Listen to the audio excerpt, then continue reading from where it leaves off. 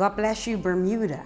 Wow, how many times have I seen some of you and you have expressed how you are enjoying the channel.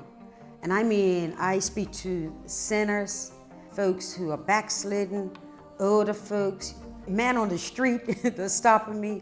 You are being encouraged. And my challenge to you is take the next step. Take the next step.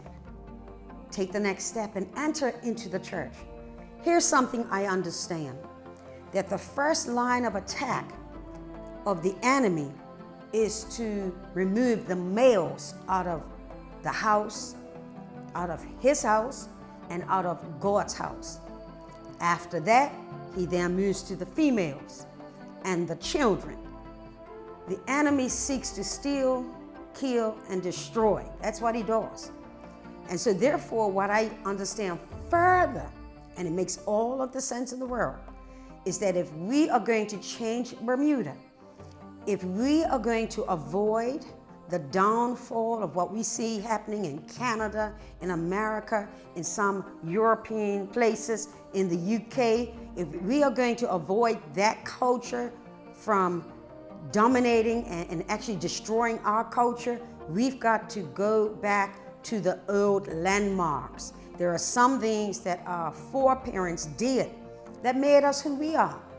Why don't we give our children the same opportunity by introducing them to the Lord, to Jesus Christ? You do know that schools came out of the church. Most of the schools started in churches. And now schools will hardly have prayer, or when they have prayer, the children really don't know what they're saying. They've just memorized it. That's what's happening. The children are memorizing prayers, but they don't know the member of the prayer, Jesus Christ.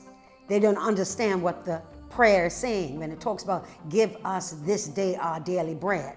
They don't understand that Jesus Christ is the living bread come down from heaven, and that when we feed on him, in other words, when we read his word and are nourished by his word, then we have life. They don't understand when it says, forgive us as we forgive our debtors.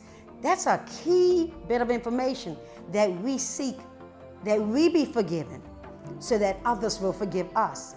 All of these rich statements in what's termed the Lord's Prayer are being missed because the children are not connected to a church to learn the essence of what it means. And we wonder why school bullying and school, there's sexual activity, there is the selling of marijuana, growing up, all this type of stuff going on. Why? Because they're not connected to God through his son, Jesus Christ, by the Holy Spirit. If we want to have something different, we've got to do something different. And so I want to encourage the parents. I want to encourage fathers in particular. We need you, man. I tell the young man, they're like Seaman, they call me Seaman. Hey, Seaman, I see what's happening down there, doing a good job. I say, well, when am I going to see you? Can you imagine what God would allow us to do with you on board? Then I want to speak to this group. We have a lot of ministers now who are going AWOL, absent without leave, because something happened in the church where they were. Well, you haven't been given permission to void the church. The Bible tells us in Hebrews, look, forsake not the assembling of yourselves together, especially as you see times getting like what they are. And so I want to encourage you, get back in the house of God so that your children and grandchildren can see you doing the right thing once again. We've got a ways to go. I'm not going to give up. I'm going to keep on fighting the good fight of faith. And I know that one day I want to hear, well done.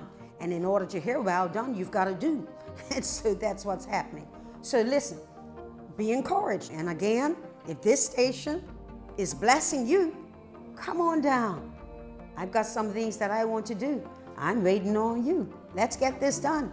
We can change an island nation called Bermuda by speaking to this current generation. Yes, we can. Let's do this. Let's do it together. And you know what I'm saying. Blessings abound.